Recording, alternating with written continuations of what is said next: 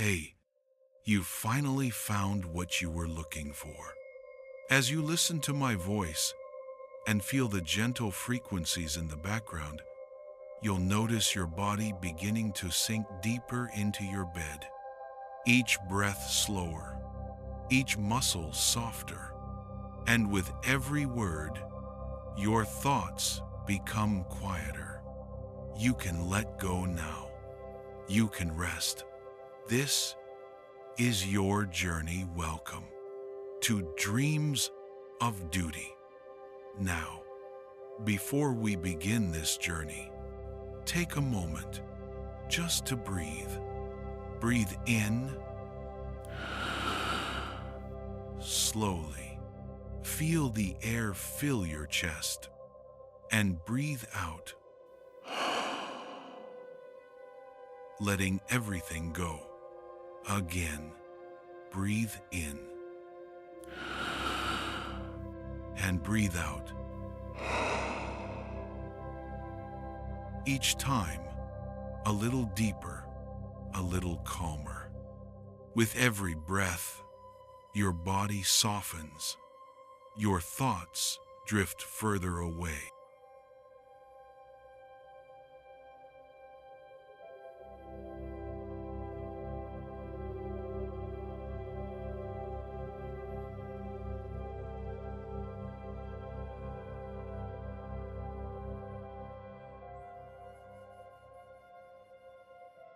Vietnam, the year 1858, marked a pivotal turning point in the history of Vietnam.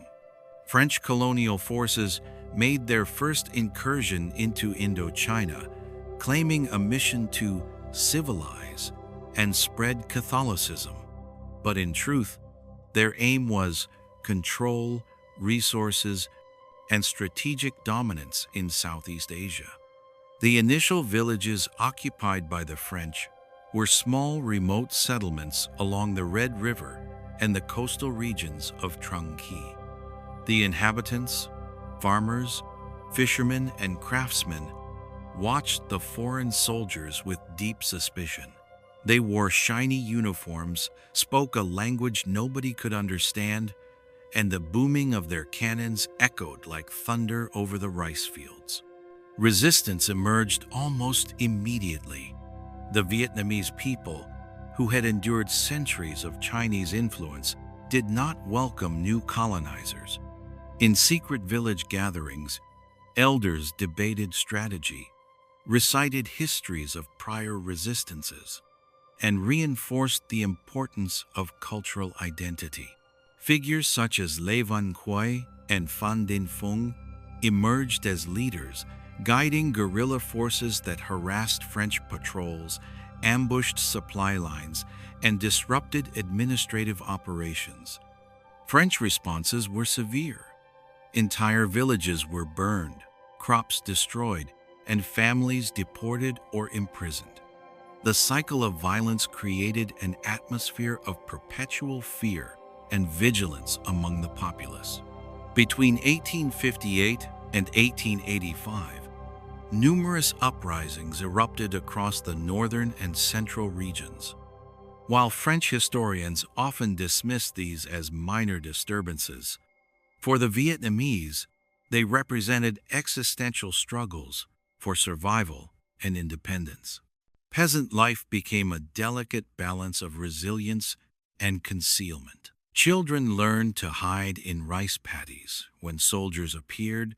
Women carried food and water through dense jungle paths to supply the guerrillas, and men patrolled at night, ready to strike in fleeting moments of opportunity.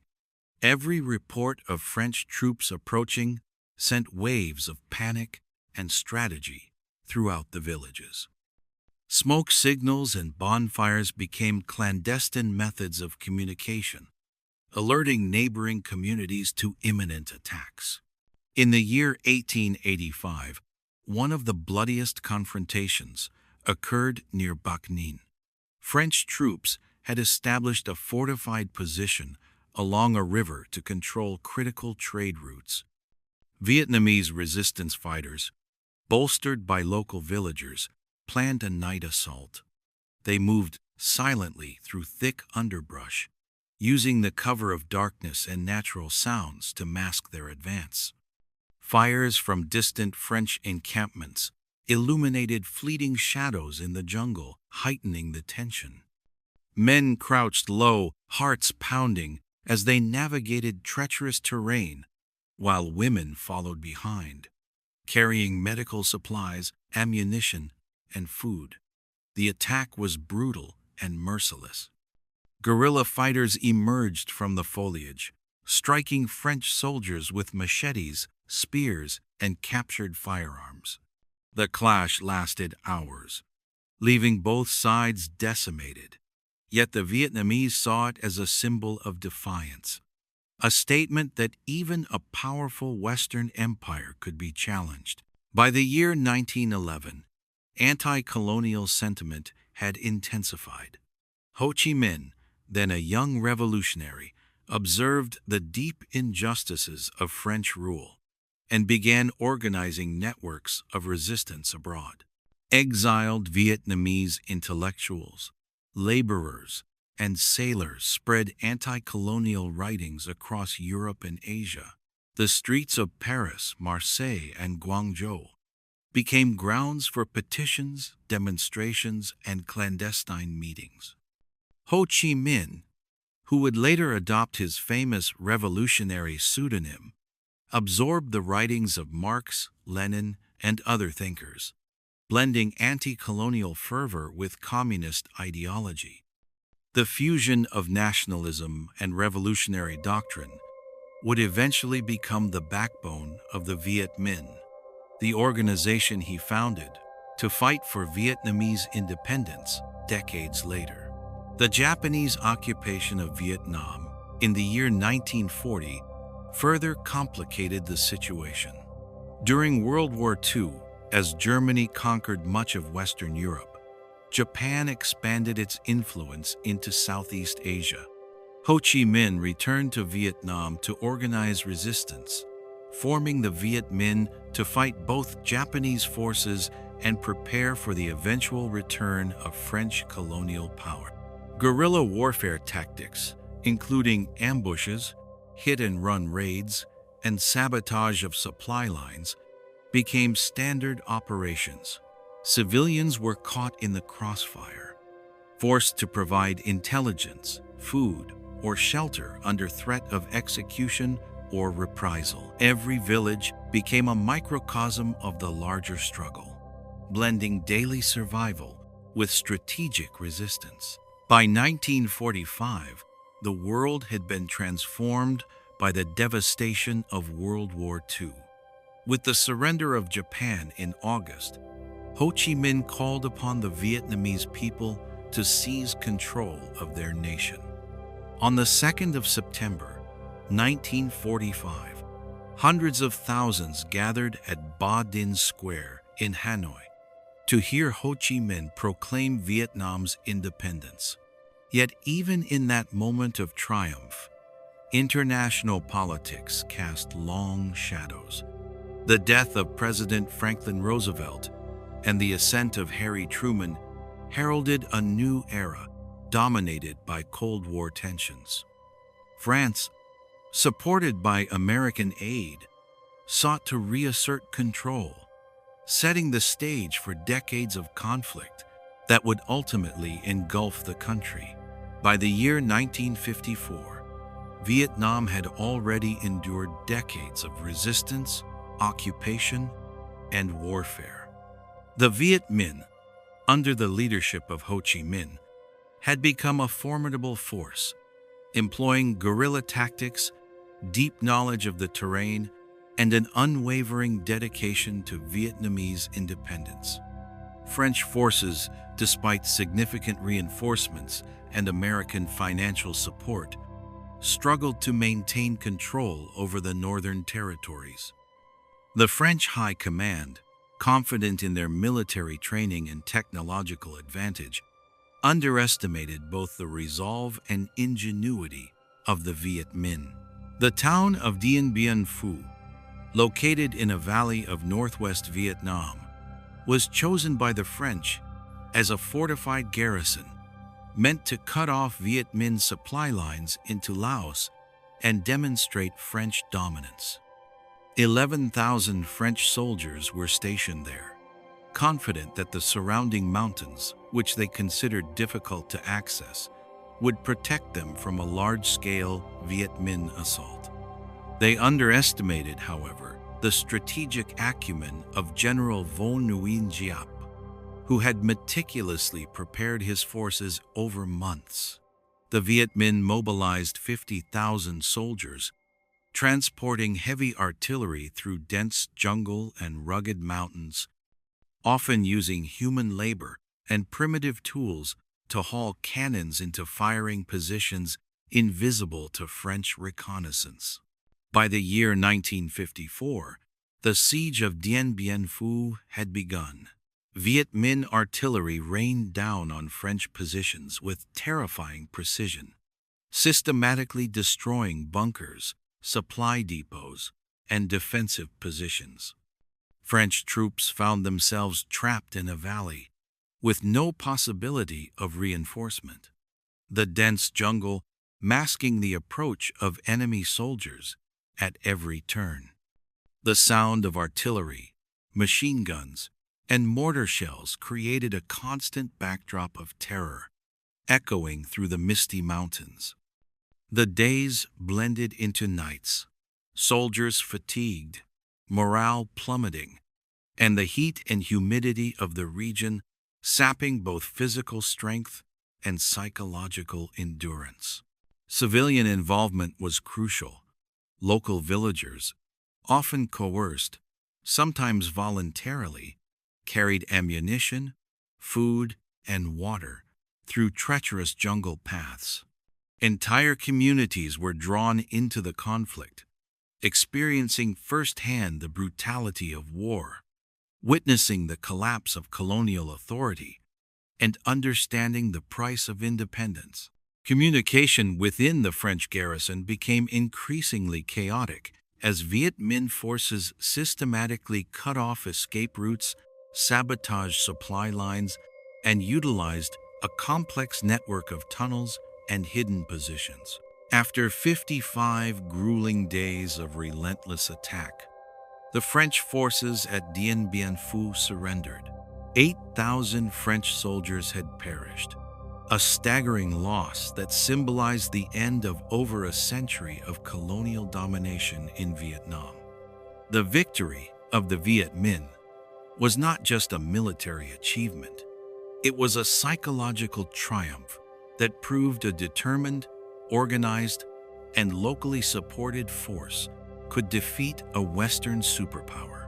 The consequences of this victory reverberated far beyond Vietnam, inspiring anti-colonial movements across Asia and Africa, and signaling a shift in global geopolitics as the Cold War intensified. Following the French surrender, international diplomacy attempted to stabilize the region, but the results were temporary and fragile. The Geneva Conference of 1954 divided Vietnam along the 17th parallel, creating two separate entities: the Democratic Republic of Vietnam in the north, led by Ho Chi Minh, and the Republic of Vietnam in the south, headed by President Ngo Dinh Diem. A demilitarized zone was established as a buffer, and civilians were given 300 days to relocate to the area aligned with their political and ideological preferences. Approximately 900,000 people fled south, seeking refuge from the northern communist government. The division of Vietnam reflected the larger dynamics of the Cold War.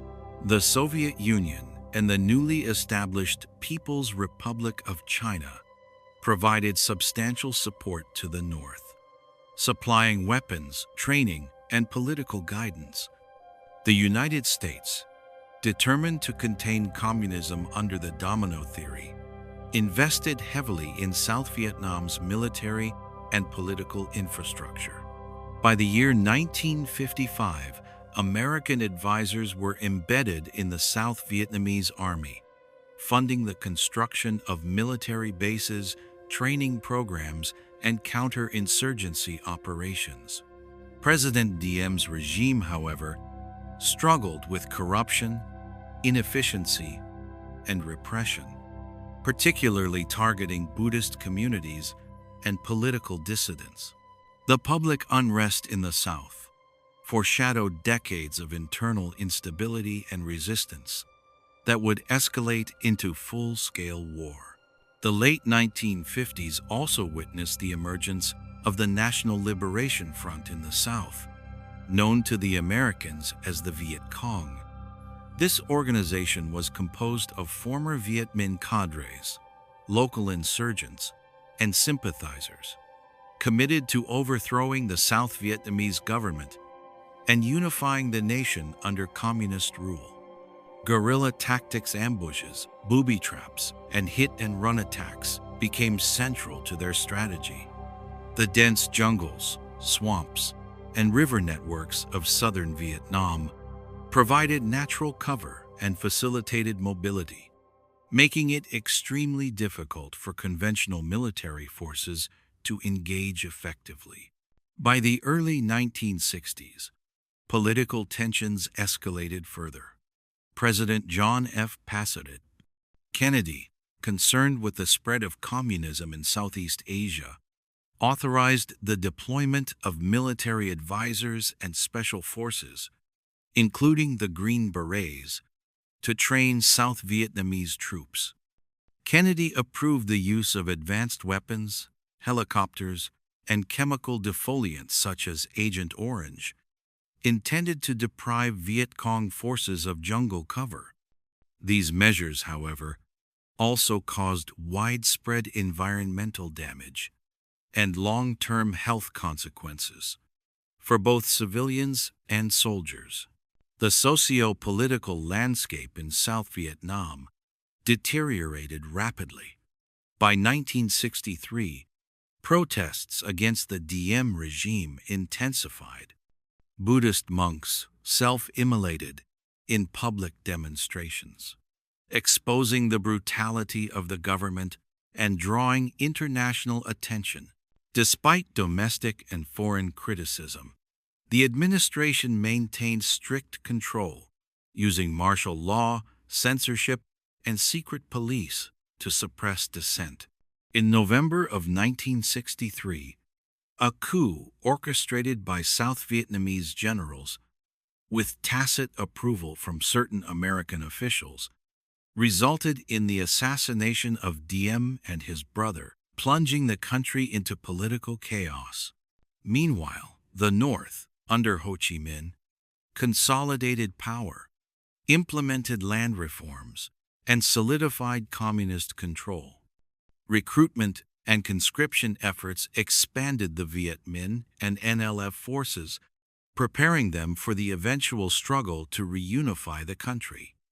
By the mid-1960s, both sides had mobilized for full-scale confrontation, setting the stage for an unprecedented escalation of conflict. The geopolitical implications of the division were profound. The United States, fearful of appearing weak in the face of communism, committed itself to South Vietnam's survival, while North Vietnam and its allies viewed the division as temporary, anticipating eventual reunification through both political and military means. International actors watched closely, recognizing Vietnam as a focal point in the broader struggle of the Cold War, where ideology, national sovereignty, and global influence intersected in a volatile and often tragic theater of war. By the year 1964, the situation in South Vietnam had grown increasingly unstable. The South Vietnamese government, weakened by political infighting and corruption, was unable to maintain effective control over rural regions. The National Liberation Front, known to the Americans as the Viet Cong, capitalized on this instability. Using guerrilla tactics perfected during decades of anti-colonial struggle, The insurgents carried out ambushes, sabotage, and assassinations against government officials and military units. The dense jungles, swamps, and rice paddies of the Mekong Delta and Central Highlands became their operational playground, providing cover and natural obstacles that frustrated South Vietnamese forces and their American advisors. President Lyndon Baines Johnson, who assumed office after the assassination of John F. Kennedy in 1963, faced mounting pressure from his advisors and Congress to act decisively. The Cold War context dominated every decision. The fall of Vietnam to communism, it was argued, could trigger the domino effect, threatening neighboring countries and undermining American credibility worldwide. In response, Johnson authorized the deployment of more military advisors, helicopters, and equipment, while still refraining from committing large numbers of ground troops. This period marked the beginning of a significant U.S. military footprint in Vietnam, though the true scale of involvement would only become apparent in the following years. Throughout 1964, Viet Cong operations intensified. Small villages were infiltrated, government sympathizers were eliminated, and supply routes were disrupted. Mines and improvised explosive devices slowed military movement, while propaganda campaigns sought to win the hearts and minds of the rural population. Civilians often found themselves caught between two forces, coerced to provide food, intelligence, or shelter for the Viet Cong, while facing the threat of reprisal from South Vietnamese and American units. By the end of the year, the U.S. intelligence community reported that the Viet Cong controlled or influenced nearly 70% of South Vietnam's countryside. The turning point that justified further escalation came with the Gulf of Tonkin incident in 1964. On August 2nd, and again on August 4th, the USS Maddox and USS Turner Joy reported being attacked by North Vietnamese torpedo boats in the Gulf of Tonkin. Though the first encounter was real, the second attack remains disputed to this day, with later evidence suggesting it may have never occurred. Nevertheless, the Johnson administration used these incidents to secure congressional approval for the Gulf of Tonkin resolution. This resolution granted the president broad authority to take military action in Southeast Asia without a formal declaration of war, effectively giving him the power to escalate U.S. involvement at will. By the beginning of 1965, American air power became a central component of the strategy. Operation Rolling Thunder, a sustained bombing campaign against North Vietnam, sought to weaken the communist infrastructure, destroy supply routes, and coerce Hanoi into negotiations. Over the next 3 years, millions of tons of bombs would rain down on North Vietnamese territory, often resulting in significant civilian casualties and environmental devastation. Despite these efforts, the North Vietnamese and Viet Cong adapted, reinforcing supply lines through the Ho Chi Minh Trail, which stretched through Laos and Cambodia, and increasingly employing tunnels, bunkers, and decoy positions to mitigate the effects of aerial bombardment. The first major deployment of U.S. ground troops occurred in March of 1965. Johnson authorized the landing of several thousand Marines at Da Nang, marking the beginning of a direct American combat role. The terrain posed immediate challenges. Dense elephant grass, thorny bushes, and bamboo forests hindered troop movement, while monsoon rains transformed the ground into mud that swallowed vehicles and men alike. Soldiers contended with heat, humidity, and disease, all while facing an enemy who knew the land intimately and fought with relentless determination. American troops quickly discovered the limitations of conventional warfare against a guerrilla opponent. Engagements were often sporadic, with Viet Cong forces striking quickly and disappearing into the jungle. M16 rifles frequently jammed in combat conditions, and small patrols risked ambushes or booby traps that could maim or kill in an instant. Despite superior firepower, artillery, and air support, every gain made by U.S. forces was temporary, as the Viet Cong reclaimed lost ground once American units withdrew. Casualties mounted on both sides, with the psychological toll growing steadily among American soldiers and their families back home. By the year 1966, U.S. troop levels had risen dramatically. Over 200,000 Americans were stationed in Vietnam, with additional advisors and support personnel continuously arriving. The Viet Cong now controlled vast swaths of rural South Vietnam, while U.S. and South Vietnamese forces attempted to protect urban centers and critical infrastructure. Helicopters became essential for transportation, medical evacuation, and rapid assault, but they were also vulnerable to anti-aircraft fire and ambushes, highlighting the high-risk nature of aerial mobility in a hostile environment. Simultaneously, the political situation in the United States began to change. Media coverage brought the realities of war into American living rooms, exposing the public to graphic images of casualties, destroyed villages, and the suffering of civilians.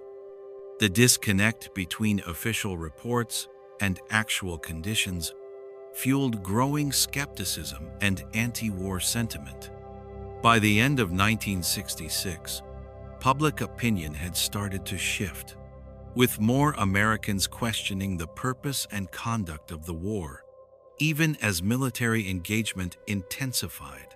Viet Cong tactics evolved as well. They employed complex tunnel networks to hide troops, stockpile weapons, and ambush patrols. Surprise attacks, night raids, and infiltration of government facilities demonstrated their adaptability.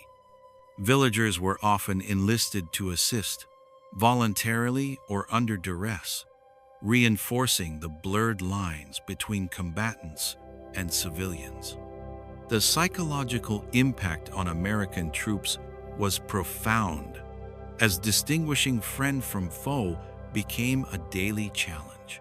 Morale fluctuated, with soldiers enduring not only the dangers of combat, but also the mental strain of an elusive enemy and the harsh physical conditions of the jungle. By the year 1967, the U.S. military presence had reached nearly 500,000 personnel. Battles occurred across the countryside, in urban centers, and along strategic corridors. Despite superior technology, firepower, and logistical support, American forces faced a persistent and adaptable enemy who leveraged local knowledge, unconventional tactics, and ideological commitment. Casualty numbers continued to rise, with over 20,000 Americans killed by the end of the year, while Viet Cong and North Vietnamese losses were even more staggering. Yet, in many cases, body counts provided little indication of progress, as new recruits replaced fallen soldiers, and territory changed hands with alarming frequency. The early years of ground combat in Vietnam revealed a war fundamentally different from previous American conflicts. Conventional strategies often proved ineffective, and success could not be measured solely by territory captured or enemy killed. The human and environmental cost was immense, and the complexities of insurgency warfare challenged both military and political leaders. The stage was set for a protracted struggle, one that would test the limits of American military power, expose the fragility of public support, and ultimately reshape perceptions of war and morality in the modern age. By the year 1968, the Vietnam War had reached a critical juncture. 500,000 American troops were deployed, yet the Viet Cong and North Vietnamese Army had not been decisively defeated. In the early hours of January 31st, 1968, a coordinated surprise attack, later known as the Tet Offensive, was launched across South Vietnam. The date was chosen deliberately, coinciding with the Vietnamese Lunar New Year celebration, a period during which a 48-hour ceasefire had been observed and many South Vietnamese soldiers had returned to their homes. Over 84,000 Viet Cong guerrillas and North Vietnamese soldiers struck 36 of the 44 provincial capitals in South Vietnam. Major urban centers, including Da Nang, Hue, and Saigon, were infiltrated. Dozens of American and South Vietnamese military bases were attacked simultaneously, as were government buildings, police stations, and communication hubs. The sheer scale and audacity of the operation stunned both the South Vietnamese government and the American public. Hue, the ancient imperial city in central Vietnam, became the scene of some of the most intense fighting. For 25 days, North Vietnamese and Viet Cong forces occupied parts of the city, executing prisoners, destroying infrastructure, and inflicting significant civilian casualties. The urban environment nullified many advantages of American firepower, as house-to-house combat forced soldiers into close-quarters engagements against an enemy deeply familiar with the city's layout. Helicopter support and artillery, normally decisive tools, became limited in effectiveness, with the risk of harming civilians or friendly forces restricting their use. Saigon, the capital of South Vietnam, also faced unprecedented attacks. The United States Embassy was briefly penetrated by Viet Cong fighters, highlighting the vulnerability of even heavily fortified areas. American and South Vietnamese forces responded quickly, but the psychological impact of enemy troops inside a supposedly secure location was profound. News coverage captured images of intense firefights, burning buildings, and civilians fleeing the streets, bringing the brutality of war directly into American living rooms. Although the Tet Offensive inflicted massive casualties on the Viet Cong, estimates suggest 58,000 killed, wounded, or captured, the operation had achieved a strategic objective beyond mere battlefield victories.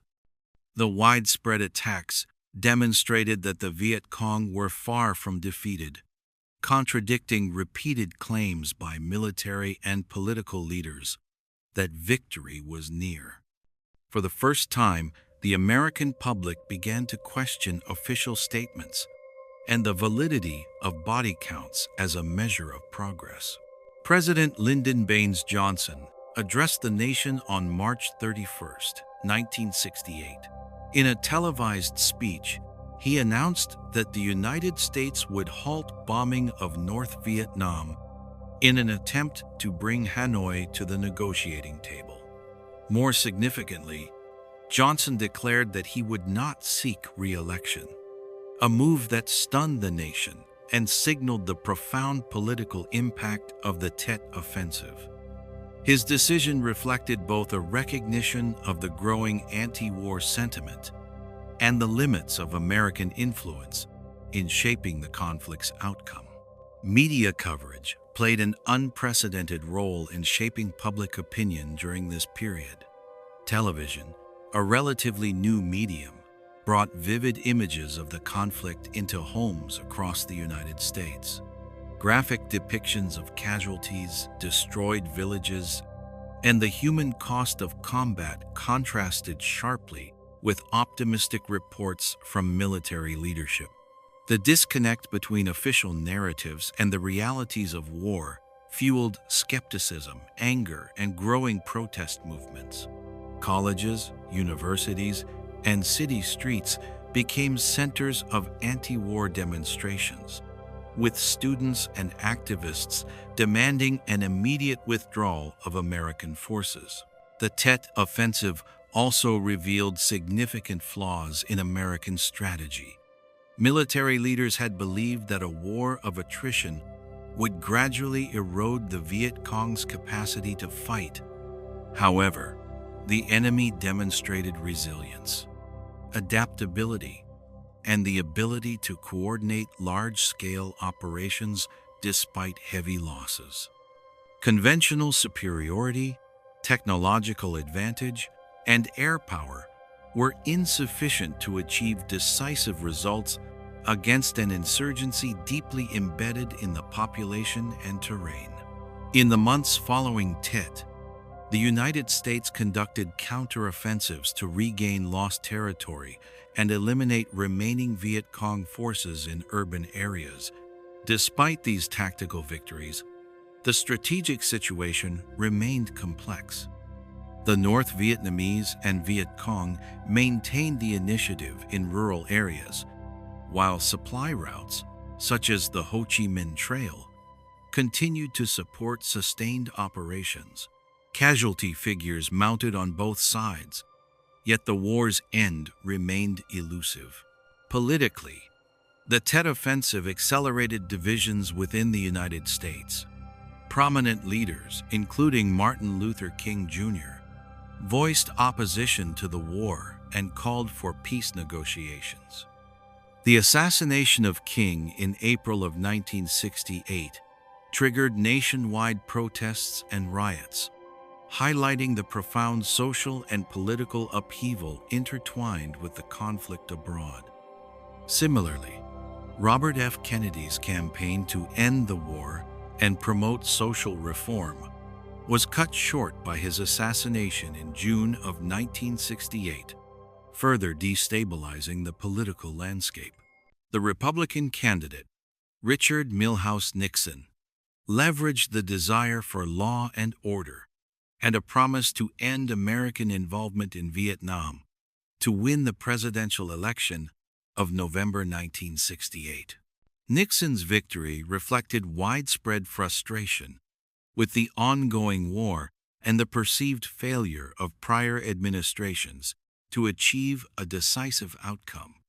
Behind the scenes, however, the Nixon administration faced the ongoing challenge of reconciling public demands for withdrawal with military realities on the ground, where South Vietnamese forces remained dependent on American support.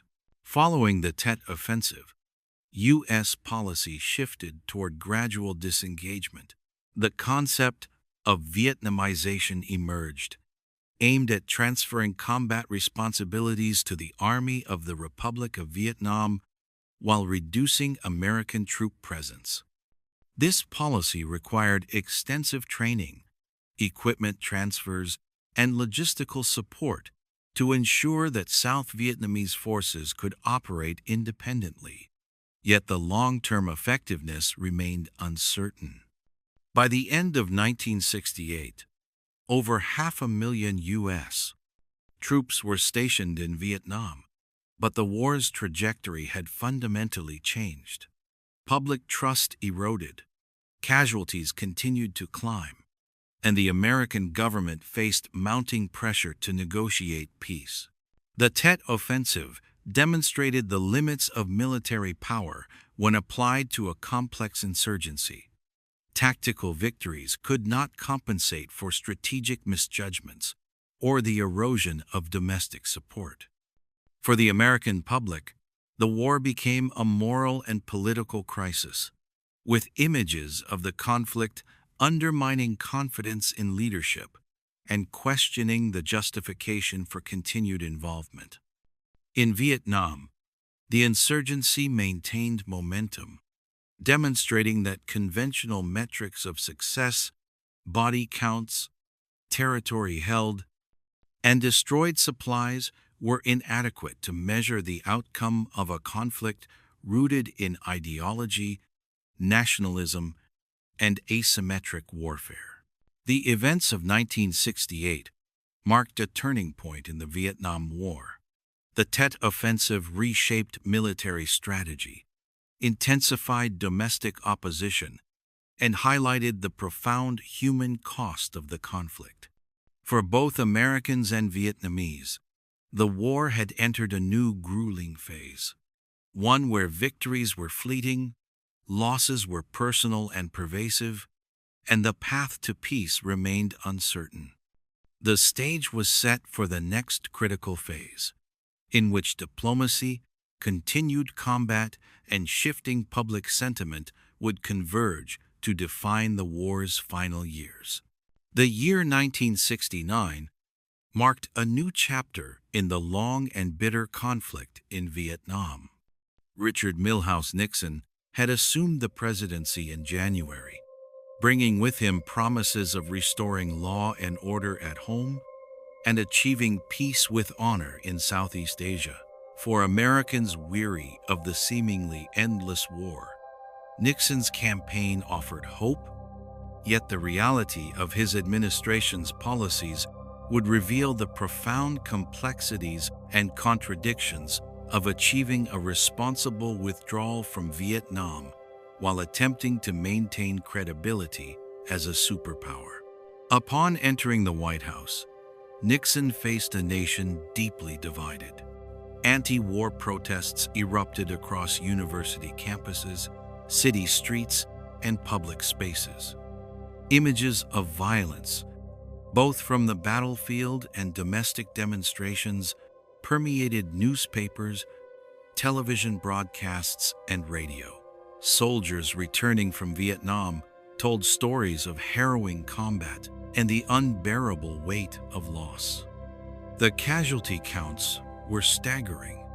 By the end of 1968, more than 37,000 Americans had died in Vietnam, with tens of thousands more wounded, physically and psychologically. The war had already exacted a toll on the American psyche, with the nation's confidence in its leaders and institutions severely eroded. Nixon's approach to Vietnam was multifaceted. Recognizing the limitations of continued escalation, he introduced the policy known as Vietnamization. This strategy aimed to transfer the primary responsibility for combat to the Army of the Republic of Vietnam, or ARVN, while gradually reducing the presence of U.S. forces. The intent was to allow South Vietnam to defend itself against the North Vietnamese Army and Viet Cong insurgents, while simultaneously enabling the United States to extricate its troops without appearing to abandon its ally. Implementing Vietnamization required an unprecedented effort in training, equipping, and supporting South Vietnamese forces. American advisors worked alongside ARVN units to enhance leadership, logistics, and battlefield coordination.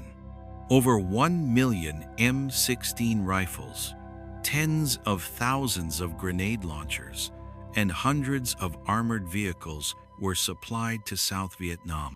Helicopters, artillery, and other mechanized support were provided, alongside intensive instruction in combined arms operations. The challenge, however, was immense. South Vietnamese forces had long been plagued by issues of corruption, poor morale, and inconsistent leadership. Despite Nixon's assurances, the effectiveness of Vietnamization remained uncertain. Nixon also sought to reduce American casualties by shifting combat operations to more strategic, limited engagements. Operations aimed to target North Vietnamese supply routes, particularly the Ho Chi Minh Trail, which ran through the dense jungles of Laos and Cambodia. American aircraft dropped millions of tons of explosives, seeking to disrupt enemy logistics and reduce the flow of troops and materiel into South Vietnam. Yet these bombing campaigns, including operations conducted secretly across neighboring countries, often caused civilian casualties and fueled anti-American sentiment both abroad and at home. At the same time, Nixon's administration pursued diplomatic efforts to bring North Vietnam to the negotiating table. Henry Alfred Kissinger, National Security Advisor and later Secretary of State, played a central role in secret negotiations with Hanoi. The aim was to achieve a ceasefire that would allow the withdrawal of American troops while preserving the territorial integrity and political viability of South Vietnam.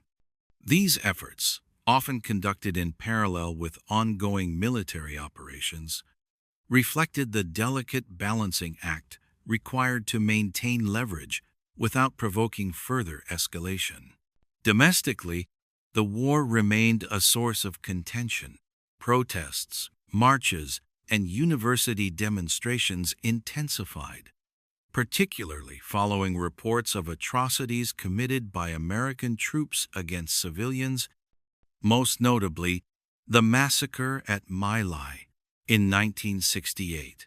Public outrage grew as the scope of these actions became known, further complicating Nixon's ability to maintain support for continued operations. The administration responded with a combination of media management, official denials, and appeals to patriotism. But trust in government statements had already been deeply eroded. The process of withdrawing American troops was gradual and meticulously planned. By mid-1970, hundreds of thousands of soldiers had returned to the United States, while ARVN forces assumed increasing responsibility for territorial defense and counterinsurgency operations. This shift was not without difficulty. South Vietnamese units often lacked sufficient air support, artillery, or logistical capacity to hold positions independently, and the North Vietnamese Army continued to exploit weaknesses along the demilitarized zones and the Ho Chi Minh Trail. Despite these challenges, Nixon's approach reflected a broader strategic goal: maintaining American credibility while reducing domestic opposition and casualties. The president faced a delicate political environment, balancing congressional scrutiny, public opinion, and international perceptions. By gradually disengaging, Nixon aimed to avoid a sudden collapse that could damage U.S. standing. Yet the complex realities on the ground meant that stability in South Vietnam remained precarious. In addition to Vietnamization, Nixon authorized a series of incursions into neighboring countries. In 1970, U.S. and South Vietnamese forces conducted operations in Cambodia and Laos to target North Vietnamese sanctuaries and supply lines. These actions were controversial as they expanded the geographic scope of the war and raised questions about sovereignty and legality. Protests erupted across American campuses, and the political fallout contributed to the growing perception that the war was unwinnable and morally ambiguous. By the end of 1971, the policy of Vietnamization had progressed significantly. American combat units had largely withdrawn, replaced by advisory and support personnel. South Vietnamese forces assumed primary responsibility for defending their country, Yet the North Vietnamese army remained a formidable adversary, capable of mounting large-scale offensives and maintaining control over rural areas. The strategic balance was uncertain, with the ultimate outcome of the conflict still unresolved. Throughout this period, the human cost of the war continued to mount. Thousands of civilians were displaced, villages destroyed, and families torn apart. The psychological toll on soldiers and civilians alike was profound, with post-traumatic stress, grief, and social disruption affecting communities across Vietnam and the United States. The war's legacy extended beyond the battlefield, shaping political discourse, public opinion, and cultural memory for generations to come. Nixon's presidency, therefore, represented both a turning point and a continuation of the complex dynamics of the Vietnam War. Vietnamization and gradual withdrawal offered a path to reduce American involvement, but the challenges of empowering South Vietnamese forces, managing international relations, and maintaining domestic support created a precarious equilibrium.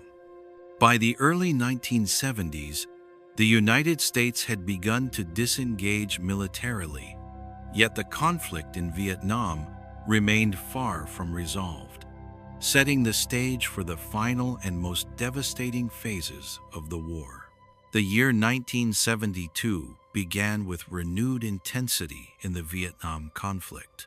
North Vietnam, determined to break the stalemate created by years of attrition and the gradual implementation of Vietnamization, launched a major conventional offensive against South Vietnam, which came to be known as the Easter Offensive.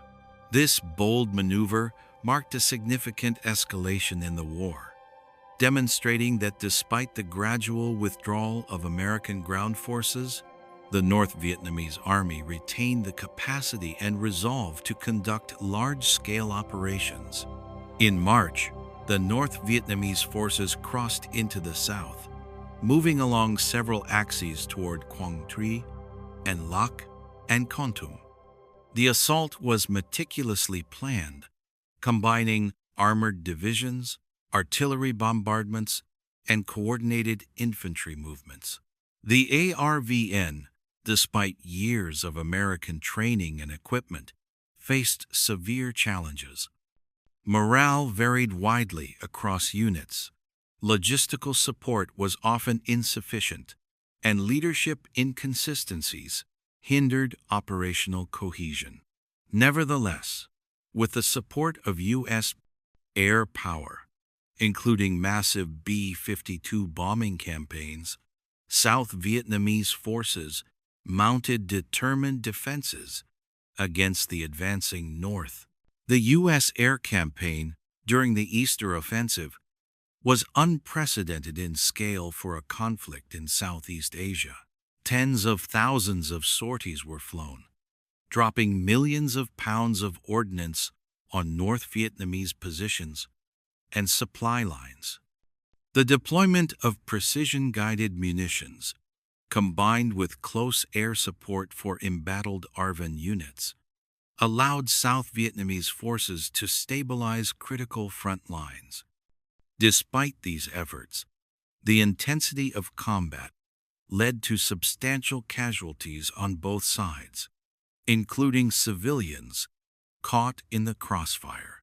Towns were reduced to rubble, farmlands devastated, and tens of thousands of people were displaced, adding to the already massive refugee crisis in the region. Parallel to these military operations, diplomatic efforts continued in Paris. Negotiations for a ceasefire had begun in 1968, but progress had been slow and contentious. By 1972, with American ground forces mostly withdrawn, the talks gained renewed urgency. Representatives from North Vietnam, South Vietnam, and the United States convened in the French capital to hammer out terms that would allow for the withdrawal of U.S. forces while attempting to preserve a viable South Vietnamese government. Henry Kissinger, now Secretary of State, led the American delegation with a dual strategy, maintaining leverage through military pressure while demonstrating a genuine commitment to a political solution. Secret meetings and back-channel communications complemented formal sessions, as negotiators sought to bridge profound differences on issues such as prisoner exchanges, territorial control, and the role of the National Liberation Front in South Vietnam's political future. Each concession was carefully weighed, as the American administration sought to avoid appearing weak both domestically and internationally.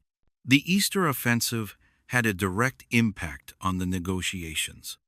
The scale of the North Vietnamese assault highlighted the fragility of South Vietnam and underscored the urgency of reaching an agreement. Simultaneously, the effectiveness of U.S. air support reinforced the credibility of American commitment to the defense of its ally, providing negotiators with leverage in discussions with Hanoi. The interplay between battlefield developments and diplomatic strategy became a defining feature of the final phase of U.S. involvement in Vietnam. Throughout 1972, American public opinion remained divided. Protests and demonstrations continued across college campuses, city streets, and major public spaces.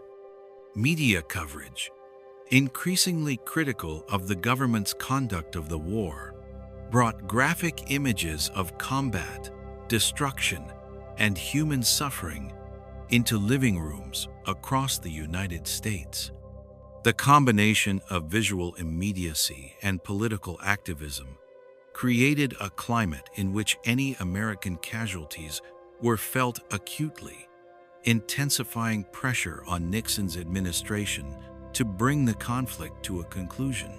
In the fall of 1972, President Nixon won re-election in a landslide, in part due to his promises to achieve peace with honor.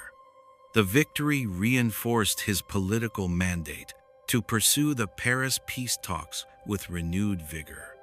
Following the election, a series of intensive diplomatic maneuvers led to the announcement of a provisional agreement between the parties in October. Key elements included the establishment of a ceasefire, the release of American prisoners of war, and the recognition of the political realities on the ground in South Vietnam. Despite the agreement, fighting continued in many regions. The North Vietnamese maintained pressure along strategic corridors, while South Vietnamese forces worked to consolidate control of recaptured areas. The ceasefire, though formalized on paper, was fragile in practice. Incidents of artillery bombardments, small unit clashes, and sabotage persisted, creating an environment of continued uncertainty and instability. By early 1973, the final phase of the American withdrawal was underway. On March 29th, the last American combat troops left South Vietnam. Only a small contingent of Marines remained to guard the U.S. Embassy, alongside diplomats and CIA operatives. The withdrawal was both a logistical and symbolic milestone, marking the end of direct American military involvement in the conflict. The evacuation had been carefully coordinated, employing aircraft, ships, and overland transport to ensure the orderly exit of personnel, while maintaining a minimum level of support for South Vietnamese authorities. The Paris Peace Accords also mandated the release of prisoners of war. Tens of thousands of American servicemen were repatriated, many after years of captivity. Their return was met with relief, gratitude, and in some cases, the realization of the profound personal and psychological toll that years of war had exacted. Families, communities, and the nation at large grappled with the challenge of reintegration, while the broader implications of the war continued to shape public discourse and policy debates. Despite the formal conclusion of U.S. involvement, the conflict in Vietnam remained unresolved. The South Vietnamese government, heavily reliant on American military and economic support, faced persistent challenges from the North and the Viet Cong. Political instability, corruption, and uneven military effectiveness continued to undermine the prospects for long-term stability. In many regions, the legacy of decades of conflict, including landmines, destroyed infrastructure, and disrupted communities, posed formidable obstacles to reconstruction and reconciliation. The broader consequences of the war extended far beyond the battlefield. Millions of Vietnamese civilians had been displaced, and the social fabric of countless communities had been disrupted. The psychological trauma, experienced by soldiers and civilians alike, would resonate for generations, shaping perceptions of military engagement, governance, and national identity. The United States, too, faced enduring challenges, as public trust in government institutions had been severely shaken, and debates over the moral, strategic, and political dimensions of the war continued to influence foreign policy and domestic affairs. By the end of 1973, Vietnam had entered a new and uncertain phase. The Americans had withdrawn, yet the conflict between North and South persisted. South Vietnam struggled to maintain independence and territorial integrity, while the North remained determined to reunify the country under communist rule. The Paris peace talks had achieved significant diplomatic milestones, but the underlying political and military realities ensured that the nation's fate remained contested. The final withdrawal of American forces marked a critical turning point in the history of the Vietnam War. While the United States had achieved its objective of extricating its troops from direct combat, the long-term consequences of its engagement would continue to unfold, shaping the destinies of Vietnam, the United States, and the broader Southeast Asian region. The war's legacy, measured in lives lost, communities displaced, and trust eroded, would remain a defining chapter in the histories of both nations, a reminder of the costs of protracted conflict and the limits of military power in achieving political objectives. After the withdrawal of American combat troops on March 29, 1973, South Vietnam faced a new era of uncertainty and vulnerability. The Paris Peace Accords had established a fragile ceasefire and mandated the release of prisoners of war, but they had not resolved the underlying political and military challenges. The South Vietnamese government, heavily reliant on U.S. military aid and economic support, was left to confront a determined and well-organized North Vietnamese army, while simultaneously contending with internal corruption, factionalism, and waning public confidence.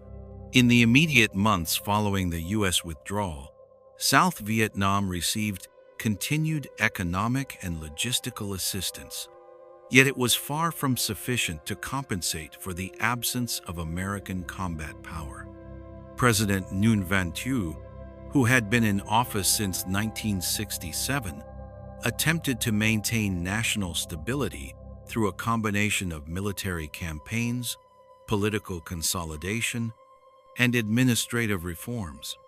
However, persistent corruption within the government and military eroded the effectiveness of these measures. High-ranking officials frequently mismanaged resources, siphoned funds intended for soldiers, and engaged in factional disputes that weakened central authority. Meanwhile, North Vietnam remained steadfast in its strategic objective of reunifying the country under communist rule. From their bases in the north and along the Ho Chi Minh Trail in Laos and Cambodia, they launched a series of calculated offensives designed to test the South Vietnamese defenses and exploit weaknesses in both leadership and logistics.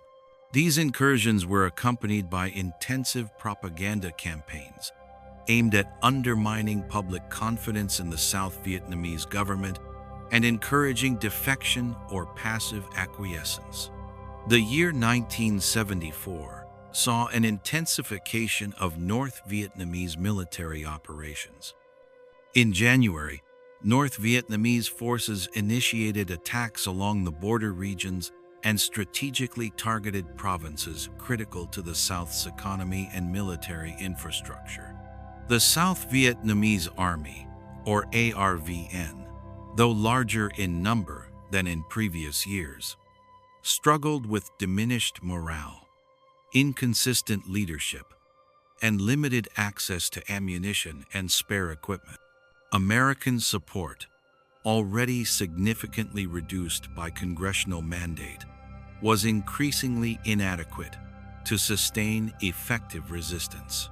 As the North advanced, key cities and towns began to fall under their control, further destabilizing South Vietnam. Civilians faced displacement on an unprecedented scale, forced to flee urban centers, farmlands, and border regions to escape the advancing North Vietnamese troops. The humanitarian crisis intensified as refugee camps became overcrowded, resources scarce, and disease increasingly rampant. Images of families carrying belongings through swamps, jungles, and bombed-out villages circulated internationally, highlighting both the human cost of the war and the stark contrast between official narratives and the lived reality on the ground. By early 1975, the situation had deteriorated further. North Vietnamese forces launched a decisive campaign aimed at capturing the Central Highlands, a strategic region that provided access to the southern plains and major urban centers. The fall of key cities, such as Ban Ma Thuot, in March, marked the beginning of the end for South Vietnam.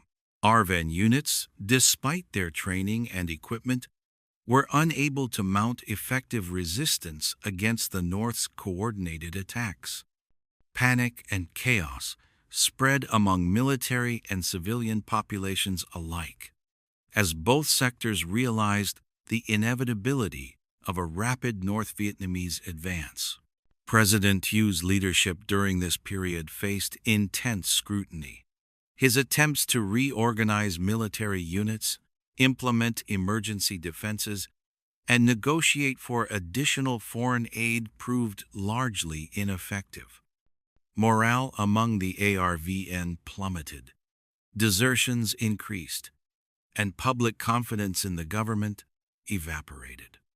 Even the United States, constrained by domestic political opposition and legislative restrictions, could provide only limited support, largely in the form of logistical assistance and emergency evacuation planning. In April 1975, the North Vietnamese offensive accelerated dramatically.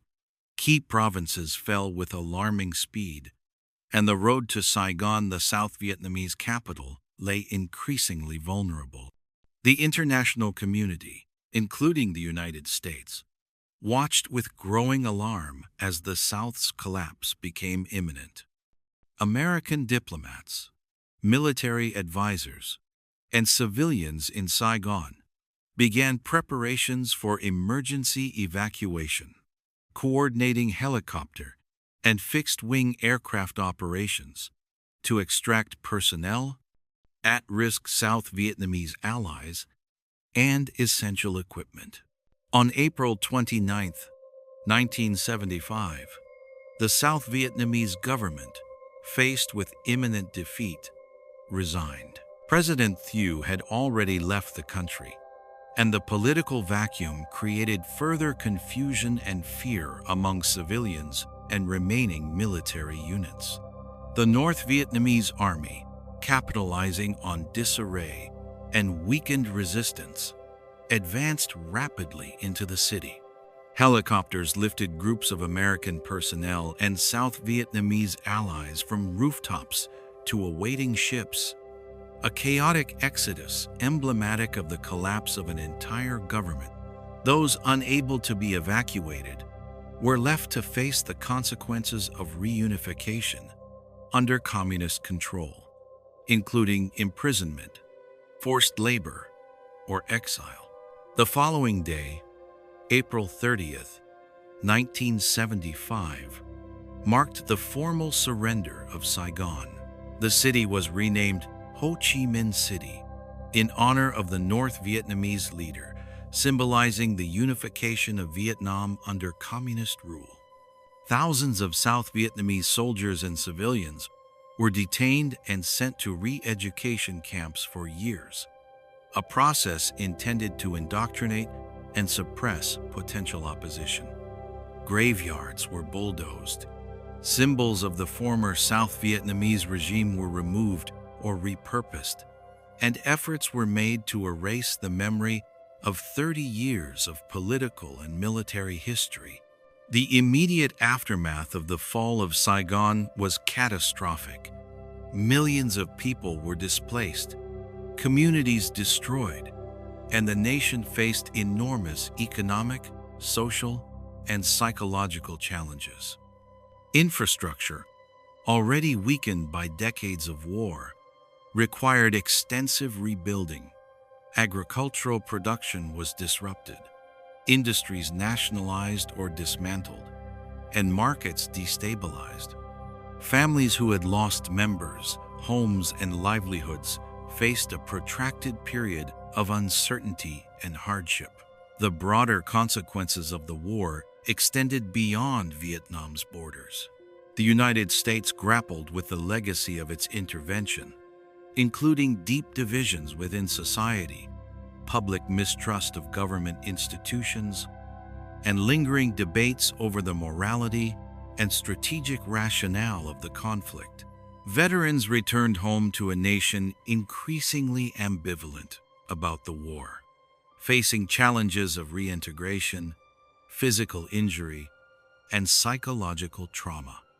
Anti-war activism continued, shaping political discourse and influencing policy decisions for years to come. In the following months, the reunified Vietnam embarked on a comprehensive program of socialist transformation.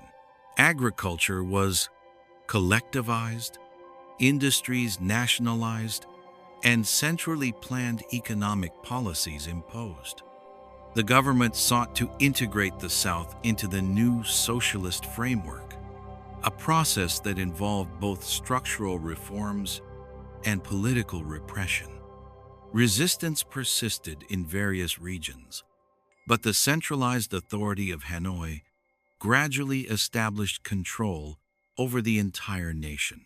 By 1975, the Vietnam War had formally concluded, yet its consequences remained pervasive. Over 2 million Vietnamese civilians had died, millions more had been displaced, and the nation faced the monumental task of reconstruction under a unified communist government. For the United States, the war left an enduring legacy of skepticism toward foreign intervention, the human cost of protracted conflict, and a deep reckoning with the moral complexities of military engagement. The fall of Saigon stands as a defining moment in 20th century history, symbolizing both the end of a protracted and devastating war and the beginning of a new era for Vietnam. The human suffering, political upheaval, and social transformation that accompanied this period left an indelible mark on generations, shaping national identity, international relations, and collective memory in ways that continue to resonate decades later. Following the fall of Saigon on April 30th, 1975, Vietnam entered a new and profoundly challenging phase. The reunification of the North and South under the Socialist Republic of Vietnam, formally proclaimed on July 2nd, 1976, brought together a nation that had endured nearly 3 decades of continuous warfare. Yet, the human, economic, and social devastation left by 30 years of conflict presented formidable obstacles. Millions of lives had been lost. Cities and villages lay in ruins. Agricultural production had been disrupted, and infrastructure was in a state of collapse. The challenges of nation-building required not only reconstruction of physical assets, but also the reintegration of societies shaped by divergent political systems, ideologies, and experiences of war. In the immediate aftermath of reunification, the new government, led by the Vietnamese Workers' Party, embarked on an ambitious program of socialist transformation. Land reforms, already implemented in the North, were extended to the South. Private property was systematically collectivized, and former landlords, military officers, and officials associated with the South Vietnamese regime were often subjected to imprisonment, forced labor, or political re-education. These re-education camps, some lasting for a decade, aimed to indoctrinate former elites and perceived enemies into socialist ideology, while simultaneously removing potential opposition to the new regime. The process was arduous and often brutal, with widespread human suffering, starvation, and disease. Families were separated, communities displaced, and traditional social structures disrupted. Economically, the Vietnamese leadership sought to implement a centrally planned model, inspired by the Soviet Union and other socialist states. Industries were nationalized, private enterprises abolished, and central planning committees were established to dictate production, distribution, and trade. The government prioritized heavy industry, infrastructure development, and collectivized agriculture, believing that a state-controlled economy would ensure equitable development and reduce regional disparities. However, the implementation of these policies encountered severe difficulties. Southern Vietnam, with its historically market-oriented economy, struggled to adapt to collectivization. Production in rice paddies, which had traditionally been managed by individual families or small cooperatives, declined sharply under centralized quotas. Shortages of essential goods, coupled with bureaucratic inefficiencies, contributed to growing public discontent. By 1977, Vietnam faced escalating economic crises. Food shortages became widespread, and famine threatened vulnerable populations. The collectivization of agriculture, though ideologically driven, had disrupted traditional methods of farming, leading to decreased productivity. Inflation rose as currency values faltered, and foreign trade was limited due to Vietnam's isolation from Western markets. The United States and its allies, still recovering from the Vietnam War and wary of engaging with the new regime, imposed economic embargoes, further constraining Vietnam's ability to import essential goods, machinery, and technology. Socially, the reunification process demanded the integration of populations from the North and South, who had experienced vastly different political systems, educational curricula, and wartime experiences. Southern citizens who had lived under a capitalist system with relative personal freedoms, now faced strict government oversight, political indoctrination, and limitations on private enterprise. North Vietnamese officials were deployed throughout the South to enforce policies, oversee collectivization, and monitor local communities for political dissent. This created tension, resentment, and at times open resistance among the population. Families who had lost members during the war, both in combat and in re-education camps, faced long-term trauma and grief. Mental health crises emerged as a silent yet pervasive consequence of the prolonged period of violence, displacement, and societal upheaval. Politically, the Vietnamese government consolidated power through centralized authority in Hanoi. The Communist Party maintained strict control over political discourse, education, and media. Dissent was not tolerated, and regional leaders were closely monitored by party officials. The integration of the South required both coercive and persuasive measures. Former South Vietnamese officials were removed from power. State propaganda campaigns promoted national unity under socialist ideology, and policies were implemented to align the South's administrative and legal systems with those of the North. Despite these efforts, resistance persisted, particularly in rural areas where former Viet Cong sympathizers and South Vietnamese loyalists operated clandestinely, undermining state authority through local uprisings, sabotage, or non-compliance with government directives.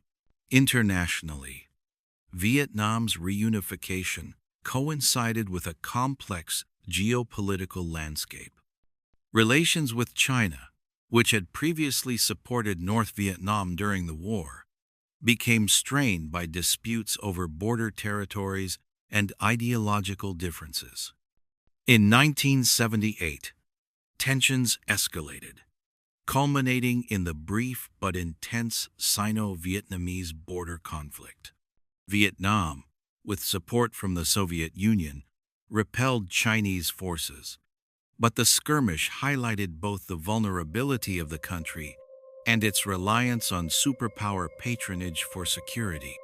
Relations with the United States remained distant and hostile, with economic sanctions persisting and diplomatic recognition withheld until decades later.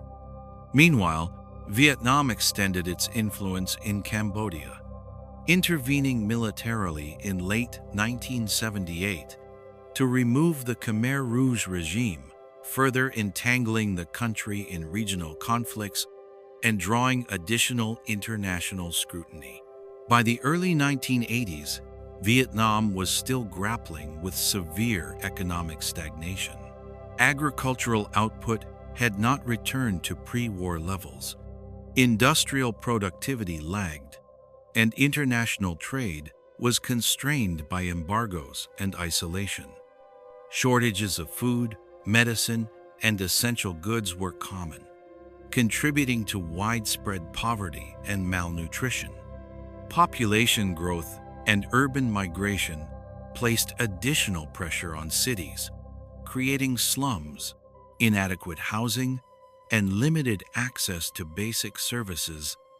These challenges were compounded by the lingering effects of unexploded ordnance, landmines, and environmental degradation caused by decades of warfare and chemical defoliants.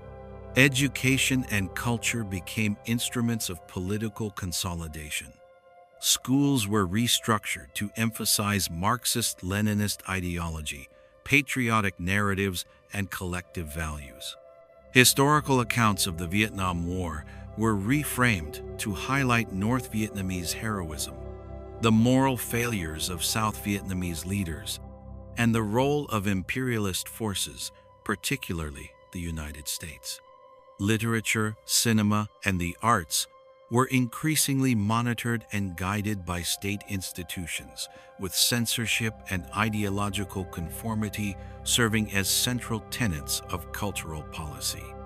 Despite these constraints, grassroots artistic expression persisted, often clandestinely, as individuals sought to preserve local traditions, oral histories, and cultural identities that had survived decades of conflict.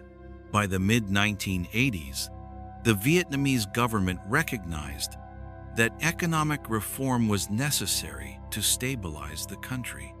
Early discussions of market-oriented adjustments and incentives for agricultural production began, though these policies were cautious and limited in scope.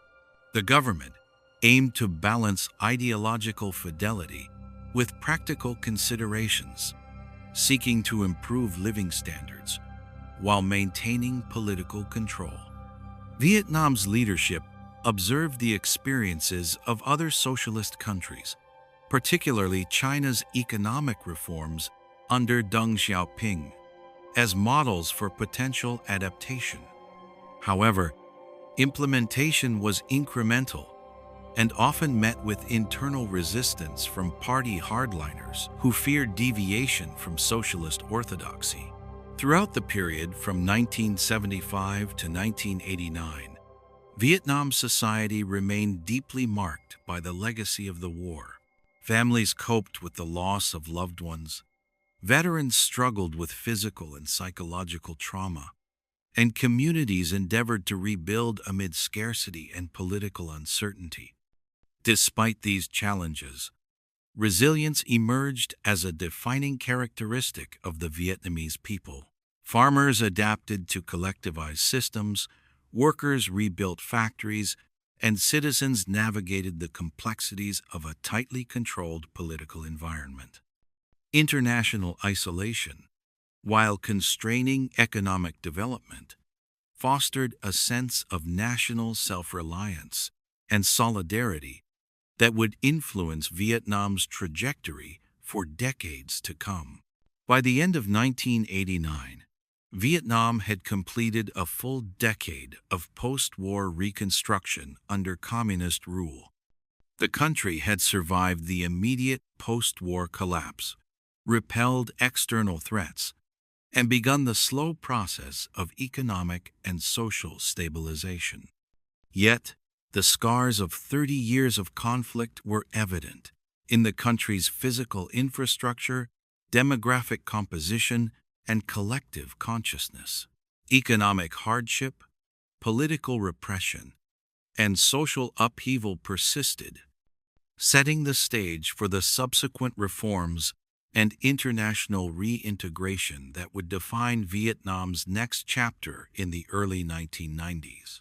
Vietnam's experience during these years illustrates the complex interplay between ideology, governance, and human resilience.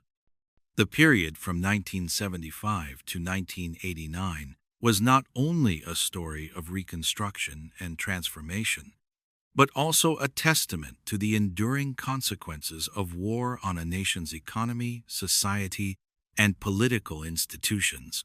The legacy of the Vietnam War, coupled with the challenges of unification, shaped the trajectory of the Socialist Republic of Vietnam, leaving indelible marks on generations and forging a national identity defined by endurance, struggle, and adaptation. As the calendar turned to 1990, Vietnam found itself at a critical juncture. The Socialist Republic, having endured more than a decade of post-war reconstruction under strict central planning, faced an urgent need to modernize its economy, alleviate widespread poverty, and integrate with the global community. The preceding years, from 1975 to 1989, had seen the country survive severe economic stagnation, political consolidation, and the lingering effects of international isolation.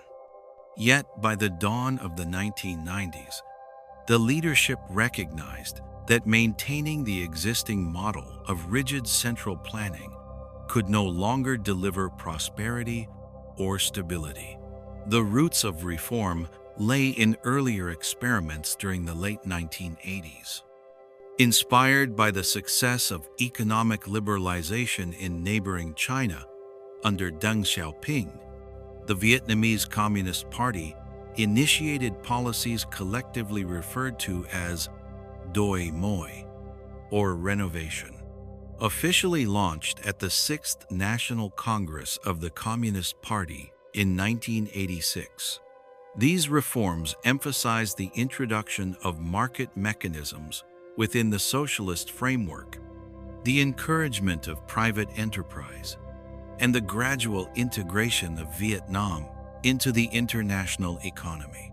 By 1990, these policies were beginning to take tangible effect, though their implementation required delicate balancing between economic liberalization and maintaining political control. One of the first significant steps in the early 1990s was the liberalization of agricultural production. Farmers were allowed to lease land from the state under long-term contracts, giving them greater autonomy to make production decisions, retain surplus crops, and participate in local markets. The results were rapid and transformative. Rice production surged, and Vietnam, once a net importer of rice during the post-war years, emerged by 1995 as one of the world's leading exporters of the staple.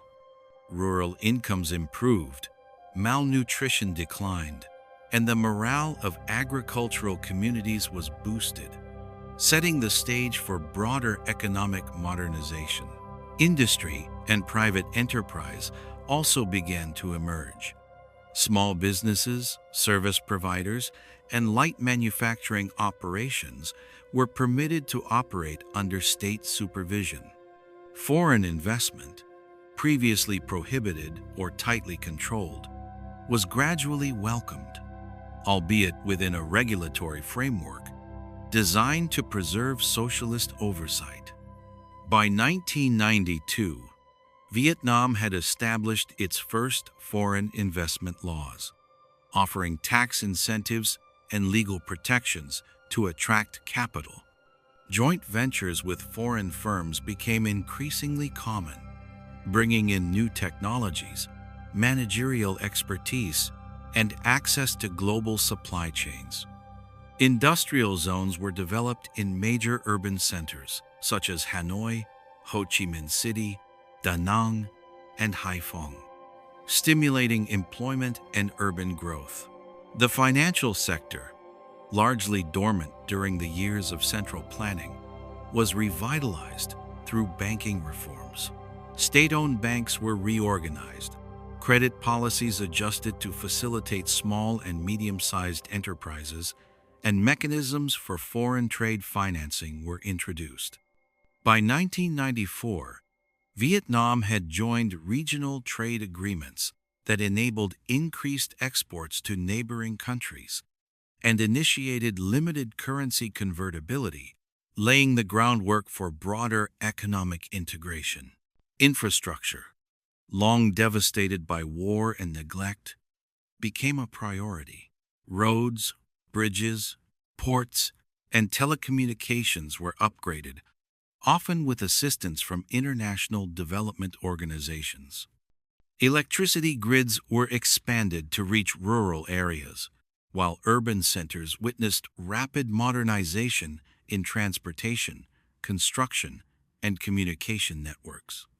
By the mid-1990s, these investments were beginning to yield noticeable improvements in connectivity, productivity, and public services, supporting the country's transition from an agrarian to a more diversified economy. Socially, the reforms of the 1990s created both opportunities and challenges. Urban migration accelerated as rural residents sought employment in newly developing industrial zones and service sectors. Cities like Ho Chi Minh City and Hanoi swelled in population, generating both economic vitality and social pressures. Housing shortages, traffic congestion, and inadequate public services emerged as pressing issues. Meanwhile, disparities between urban and rural areas, northern and southern regions, and coastal and inland provinces began to surface, testing the government's ability to maintain social cohesion while pursuing rapid economic growth.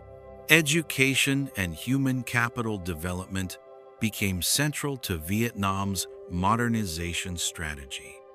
Investment in schools, vocational training programs, and universities aimed to equip the population with the skills required for a modern, market-oriented economy. International partnerships and scholarship programs allowed Vietnamese students to study abroad, bringing back knowledge in science, technology, engineering, and business management.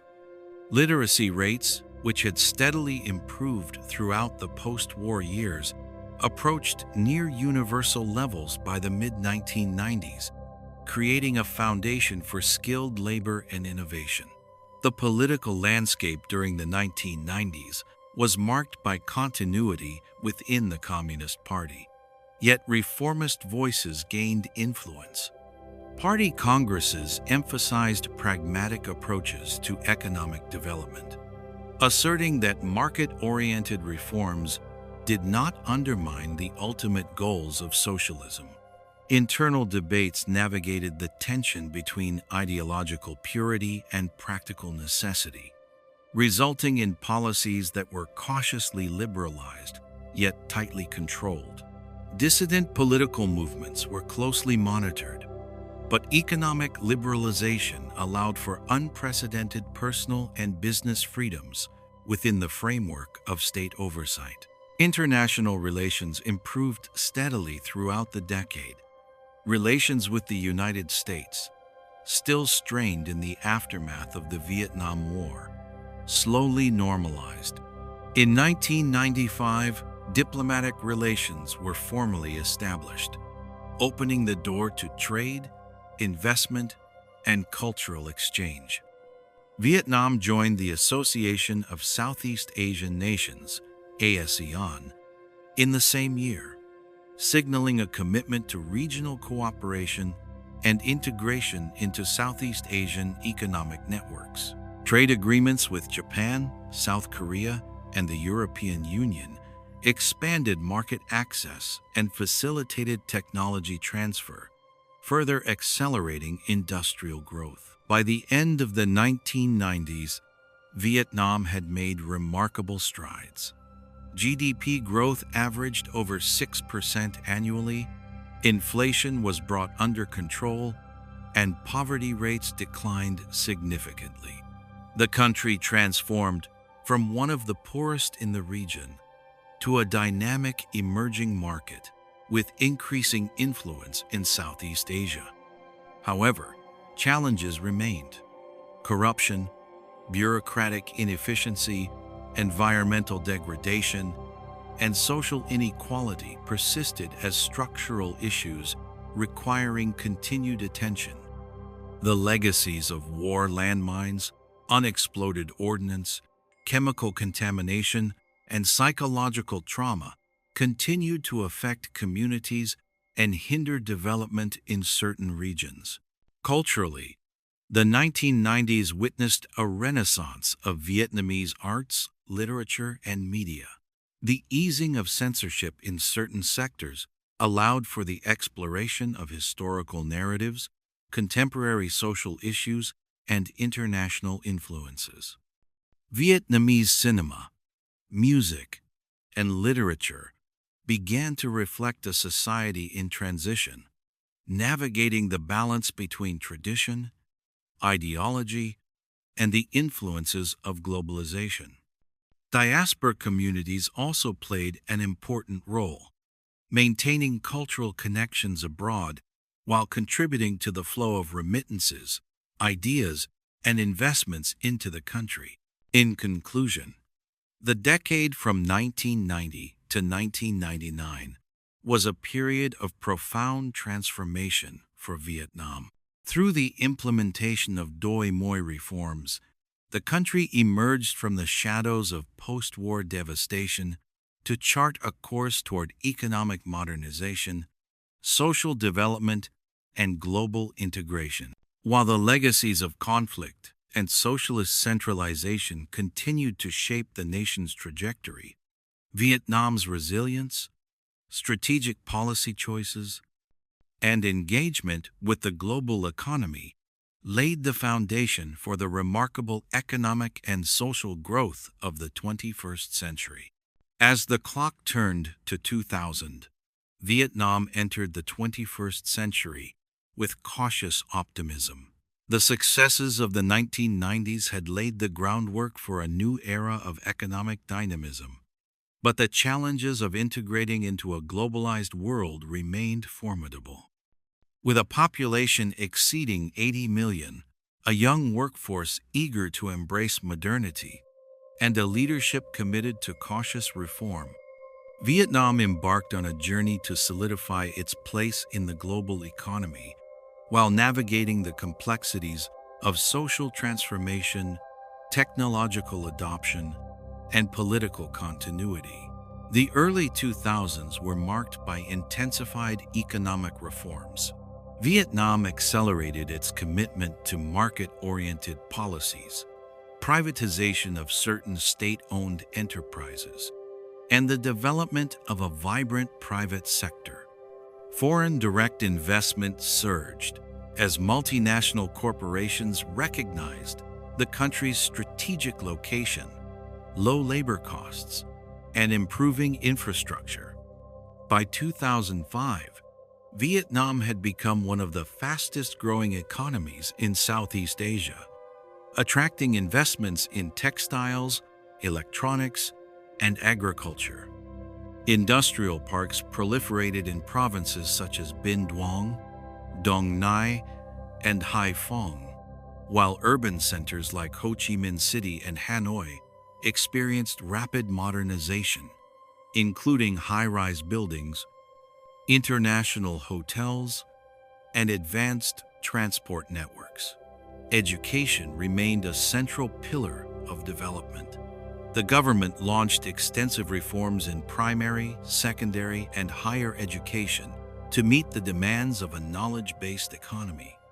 English language proficiency programs expanded, foreign partnerships flourished, and universities increased their focus on science, technology, engineering, and mathematics.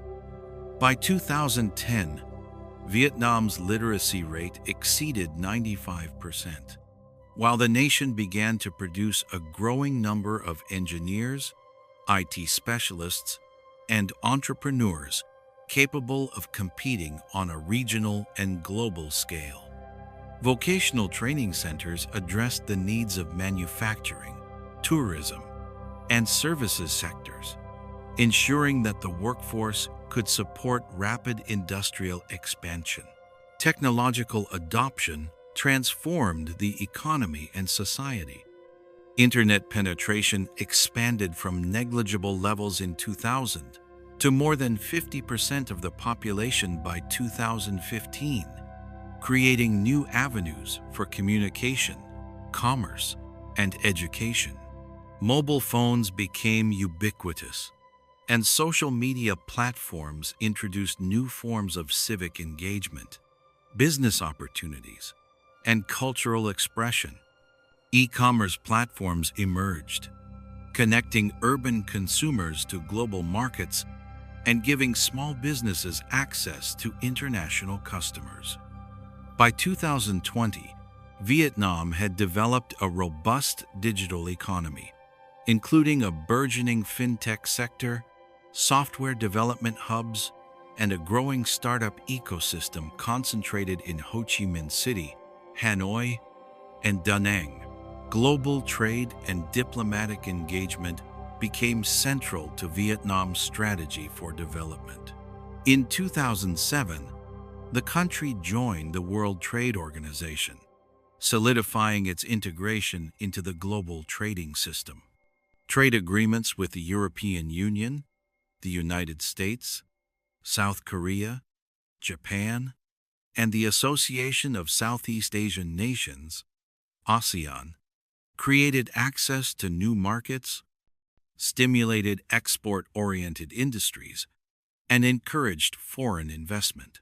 By the early 2000s, Vietnam had become a leading exporter of electronics, garments, seafood, and agricultural products, signaling the successful transition from an economy once dependent on subsistence agriculture to a diversified, export-driven model.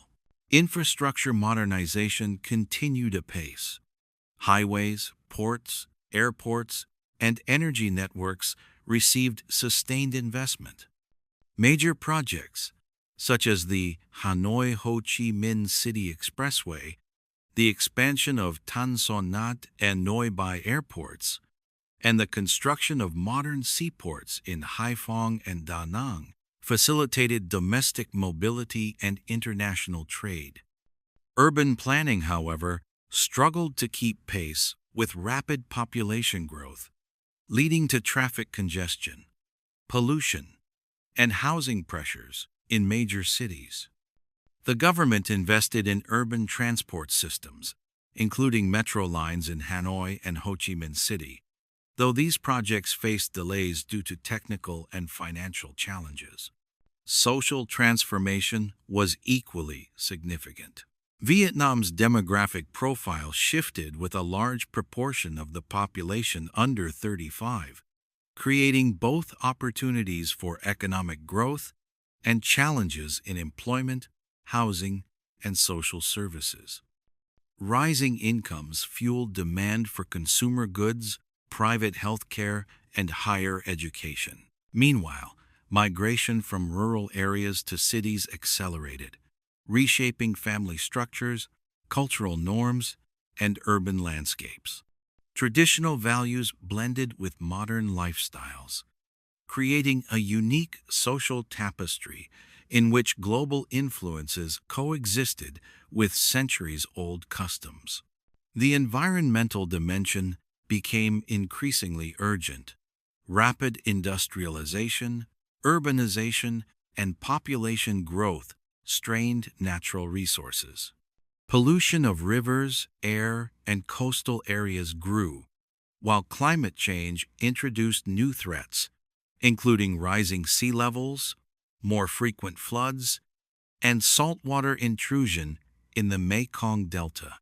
By 2015, the government had begun implementing policies to promote sustainable development, including investments in renewable energy, forest restoration, and urban environmental management. International partnerships provided both technical expertise and financial support to address these emerging challenges. Vietnam's political landscape in the 21st century remained under the control of the Communist Party. Though internal reforms encouraged greater transparency, merit-based promotions, and responsiveness to economic and social needs. Civil society, while limited in political activism, expanded in the form of professional associations, cultural organizations, and community initiatives. The balance between maintaining political stability and accommodating economic liberalization remained a central tension throughout the decade. Healthcare improvements paralleled economic growth. Expanded access to hospitals, clinics, and preventative care programs reduced mortality rates and increased life expectancy. Vaccination campaigns, maternal health programs, and rural healthcare initiatives improved public health outcomes, while private healthcare providers complemented government services.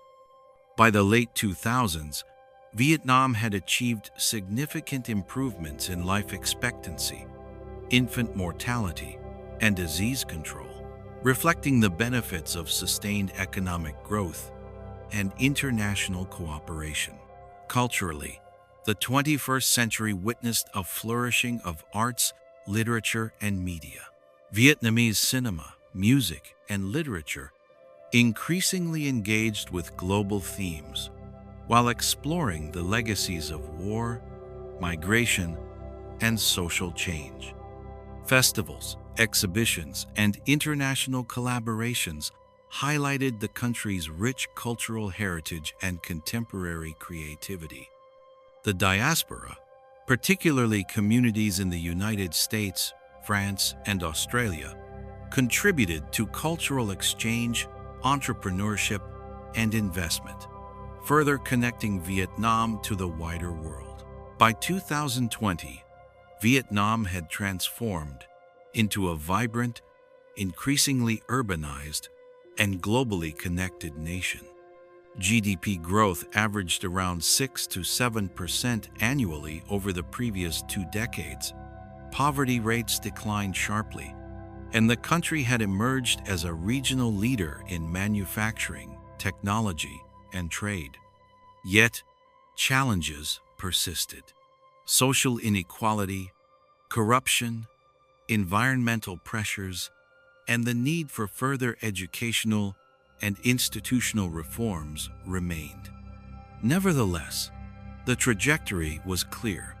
Vietnam had not only survived the traumas of its turbulent 20th century, but had begun to thrive in the globalized 21st century, combining resilience, innovation, and strategic policy with the enduring spirit of a nation that had long struggled to define its own destiny. In retrospect, the journey from post-war devastation to modern economic dynamism exemplified the resilience, adaptability, and vision of Vietnam's leaders and people.